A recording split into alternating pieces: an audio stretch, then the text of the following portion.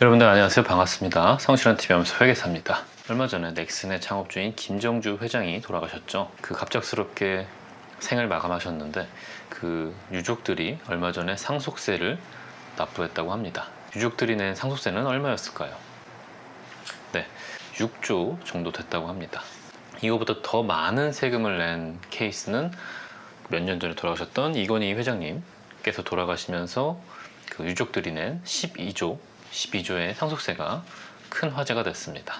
과거에는 내는 사람이 정말 제한적이고 정말 부자들만 냈던 그런 세금인데요. 최근에 자산 가치가 많이 상승하면서 누구나 한 번쯤은 고민해 봐야 될 그런 세금이 됐습니다. 그래서 논란도 많습니다. 이걸 오너가 그 재산을 축적했을 때 분명 세금을 냈을 텐데 이거를 자녀나 그 유족들에게 물려줬을 때 또 세금을 내는 건 또 이중과세 문제가 되는 건 아니지. 그리고 또 OECD 중에서 이 상속세를 내는 나라가 얼마 없다라는 거, 그리고 우리나라는 가장 상속세율이 높다라는 게 논란이 되고 있습니다. 그래서 오늘은 이 상속세와 관련해서 몇 가지 말씀드릴 게 있어서 영상을 준비해 봤습니다. 서두가 길었는데요. 오늘 주제는요, 바로 이겁니다. 상속세, 나도 낼 수 있는 세금이다 라는 주제로 말씀을 드려보도록 하겠습니다. 궁금하신 분들은 끝까지 봐주시고요. 구독과 좋아요, 알람 설정까지 무료인 거 아시죠? 상속세는 더 이상 남의 얘기가 아닙니다. 매년 상속세 신고자 수가 증가하고 있는데 2010년도에는 4,547명이 상속세 납부 대상자였다면 2015년도에는요 4,796명이었고 2020년에 들어서면서 11,521명이 상속세 납부 대상자가 됐습니다. 2030년 이후에는 아마 더 많은 사람이 상속세 납부 대상자가 될 겁니다. 자산 가치가 상승함에 따라서 그 대상자는 매년 증가하는 추세에 있습니다. 이 그래프는요 2017년도부터 2022년까지 서울 아파트 평균 매매 가격, 평균 전세 가격을 나타내는 그런 그래프입니다. 최근에 부동산 경기가 약간 좀 꺾이는 것 같긴 하지만 어쨌든 매년 서울 아파트 평균 가격이 오르고 있고요. 2022년 4월 기준으로 12억 7,700만 원 정도 되고 있습니다. 서울 아파트의 2000년도부터 2021년까지 아파트 연립주택 이런 걸 쭉 평균을 매겨봤더니 매년 평균 아파트의 경우에는 5.9%의 상승률을 보이고 있었습니다. 물론 오르락 내리락 하지만 평균을 내보면 그렇다는 얘기입니다. 그래서 만약에 현재 소유하고 있는 아파트 가격을 기준으로 매년 5.9%씩 상승한다고 가정했을 때 배우자와 자녀 2명이 있다고 가정했을 때 내가 만약에 하늘나라 갔을 때 그 남겨진 유족들이 내야 될 상속세를 한번 계산을 해보면요 21년도 12월 기준으로 매매 가격이 4억부터 8억까지 이렇게 있었을 때 매년 이제 5.9%씩 상승한다고 가정하고 2027년도에는요 현재 매매 가격이 8억인 분 같은 경우에만 상속세를 내는데 약 1,568만 원 정도의 상속세가 계산되고요. 이게 더 지나서 2032년이 되면요 6억부터 세금을 내게 되는데 1,500만 원부터 6,100만 원까지 이렇게 상속세가 늘어나게 됩니다. 2037년 가면요 8억짜리 아파트가 매년 5.9% 상승한다고 했을 때 상속세는 2037년도 12월 달 기준으로 1억 3,300만 원 정도가 계산돼서 나옵니다. 이 상속세는 지금 당장 내는 세금이 아니잖아요. 앞으로 5년 뒤, 10년 뒤, 15년 뒤 혹은 20년 뒤 내야 되는 세금인데 이 현재 통계로 봤을 때 서울 아파트 가격이 매년 5.9%씩 상승한다라는 가정하에 이렇게 된다는 얘기입니다. 아까 말씀드렸듯이 삼성전자 이건희 회장님이 돌아가시고 나서 그 유족들은 이 12조 원의 상속세 때문에 그 유족들이 갖고 있던 삼성전자 주식을 시장에 내다 팔아야 되는 그런 상황이 됐고요. 이 넥슨 김정주 회장의 유족들도 6조의 상속세를 내야 될 텐데 주식을 팔아서 내거나 아니면 차입을 하거나 아니면 해당 부동산에 대해서 담보로 내거나 이런 다양한 방식을 통해서 이 6조라는 재원을 마련해야 됐을 겁니다. 아무리 부자지만 6조라는 어떤 돈이 있는 사람은 아마 없을 거라고 생각이 듭니다. 이렇게 이 상속세는요 불과 몇 년 전까지만 해도 이 상속세 준비에 대한 거부감이 있었습니다.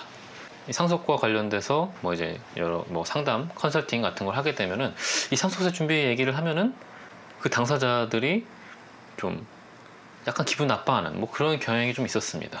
아니 내가 이렇게 건강한데 무슨 상속세를 준비하느냐 뭐 이런 얘기도 하시고, 아이 그건 뭐 내가 내 할 바 아니고 난 어차피 떠나고 이 재산 분배만 잘 정리하면은 뭐 문제 없다라고 생각을 많이 하셨는데요.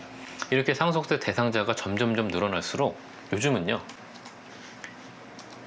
미리 준비하는 그런 추세가 되고 있습니다. 그렇다면 과연 상속세 준비는 어떻게 하느냐, 두 가지 측면을 생각할 수가 있을 것 같습니다.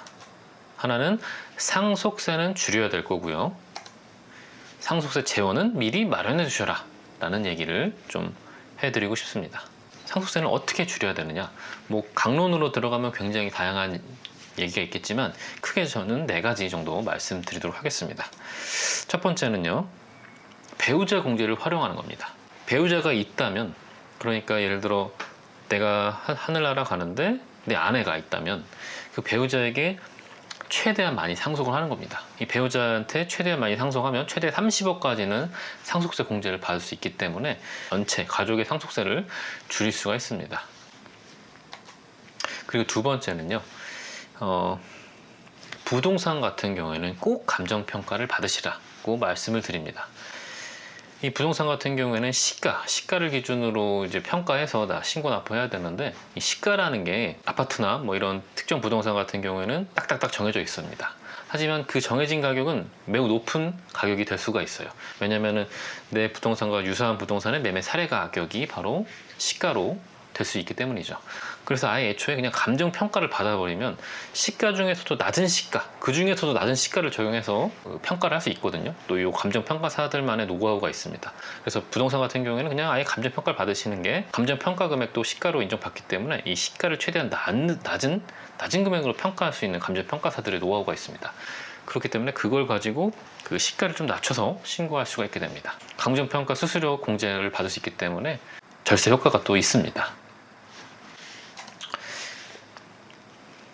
3가지네요. 그리고 그 다음은요, 이 금융재산은 배우자에게 공제하는 게 가장 좋습니다. 배우자 공제를 활용해서 배우자에게 금융재산을 상속하고 그 배우자가 가족의 전체 상속세를 그냥 내버리면 그 나머지 유족들은 배우자가 낸 거에 대해서 또 재차 증여한 걸로 보지 않습니다. 그냥 배우자가 낸 걸로 끝이에요. 서로 유족끼리 연대납세 의무를 지는 건데, 뭐 얘기하자면 좀 복잡한데 아무튼 결론적으로는 가족 전체의 상속세를 줄일 수 있는 방법이다 라는 거 기억해 두시길 바랍니다. 그리고 그 다음은 이제 상속 재원 마련에 대한 얘기를 좀 해보자면요, 우리가 상속세를 납부하는 방법이 크게 뭐 4가지 정도가 있을 겁니다. 첫 번째는 뭐 그 상속 재산, 부동산이라면 그 부동산을 금매로 매각하는 방법이 있겠습니다. 금매로 매각하게 되면 좋은 매각 기회를 놓치기 때문에 그만큼 재산상의 손해를 보게 될 겁니다. 그래서 이 방법은 좋은 방법은 아니겠죠. 그 다음은 물납을 생각할 수 있습니다. 뭐 예를 들어 나라에 그 부동산을 그냥 주는 거예요. 준다는 건 어떻게 보면은 그 상속 재산이 더 이상 내 게 아니라는 얘기가 되기 때문에 이 물납까지 간다는 얘기는 굉장히 준비가 안 됐다라고 생각을 하시면 될 것 같습니다. 그리고 그 다음은 이제 대출을 생각할 겁니다. 뭐 삼성전자 뭐 이재용 부회장도 이 상속세를 내기 위해서 뭐 대출 받았다 뭐 이런 얘기가 있었는데요. 그 대출은 지금 금리가 오르고 있는 상황이기 때문에 대출을 받으면 또 이자까지 부담해야 되는 아주 좀 이중고를 맞을 수가 있겠죠. 그리고 마지막으로는 이 보험을 활용하는 겁니다. 이 보험을 활용하는 건데, 보험을 미리미리 가입해서 오랜 기간 천천히 준비하면서 부동산 금매로 인한 손실을 회피할 수 있고, 또 순수하게 상속 재원을 현금으로 마련할 수 있다는 게 큰 장점이 되겠습니다. 이제 간단하게 상속세를 내기 위해서 대출 받았을 경우와 미리 보험을 준비했을 경우의 차이점 한번 비교해 보도록 하겠습니다. 만약에 상속세가 한 1억 1,600만 원 정도 나온다라고 했을 때 대출을 해서 이 상속세를 낸다 치면요, 대출을 한 1억 2천 받는다고 칠게요. 대출 한 1억 2천 받는다. 뭐 대출 금리가 한 5% 잡고 20년 동안 원리금 균등 분할 상환을 한다라고 했을 때요, 월 상환 금액은 약 79만 1,000원 정도 월 상환을 해줘야 되고, 이렇게 되면 대출 이자만 7천만 원 정도 나옵니다. 그 월 납입 금액은 79만 원 정도 된다라는 거, 요거 좀 기억해 두시고요. 만약에 상속세 1억 1,600을 내기 위해서 보험 가입 금액을 한 1억 2천짜리 가입을 했다라고 쳤을 때요. 내가 이제 50세 때 20년 납입형으로 해서 종신보험에 가입한다면 월 납입 보험료는 한 30만 7천 원 정도 되고요. 총 보험료 납입하는 금액은 약 7,370만 원 정도만 납입하면 되고, 만약에 부모님 돌아갔을 때 보험금으로 상속세를 낼 수 있게 되는 겁니다. 이 보험을 가입할 때 계약자와 수익자는 그 납세 의무자인 유족들이 돼야 되고, 피보험자는 바로 피상속인, 그러니까 부모님이 돼야 된다는 겁니다. 그러니까 좀 이게 어려운 점이 뭐냐면은, 부모님한테 이 상속세를 준비하기 위해서 이 생명보험에 가입하셔야 된다라는 얘기를 해야 되는데, 이 얘기가 좀 쉽진 않을 수 있다라는 거. 보험 가입하는 게 가장 어떻게 보면 경제적으로는 좋은데, 뭐 또 부모님한테 보험에 가입해야 됩니다라고 한다는 얘기를 꺼내는 게 뭐 쉽지는 않을 수도 있습니다. 어떻게 보면 상속을 준비할 때 가장 효과적인 건 이 바로 보험 상품이 될 수 있다는 거 기억해 두시면 좋을 것 같습니다. 이 상속과 관련된 전문가들에게 설문을 해봤더니, 이 상속 준비를 위해서 적당한 준비 기간이 몇 년이라고 생각하느냐라고 물었더니, 대부분의 전문가들은 한 5에서 10년 정도 준비하는 게 가장 적당하다고 응답을 했고요. 그리고 시기적으로 언제 준비하는 게 가장 적당하냐라고 했을 때 50대부터 준비하는 게 가장 효과적이다라고 응답을 했다고 합니다. 오늘 영상 좀 정리해보면요, 이 상속세를 미리 준비한다라고 했을 때 상속세를 절감하는 방법에 대해서 말씀드렸고, 상속세 재원 마련에 대해서도 생각을 해야 된다라는 거 말씀을 드렸습니다. 더 궁금한 사항 있으면 이메일로 연락을 주시면 제가 보고 또 회신 드리도록 하겠습니다. 오늘 영상이 유익했길 바라고요. 저는 또 다음 영상에서 뵙도록 하겠습니다.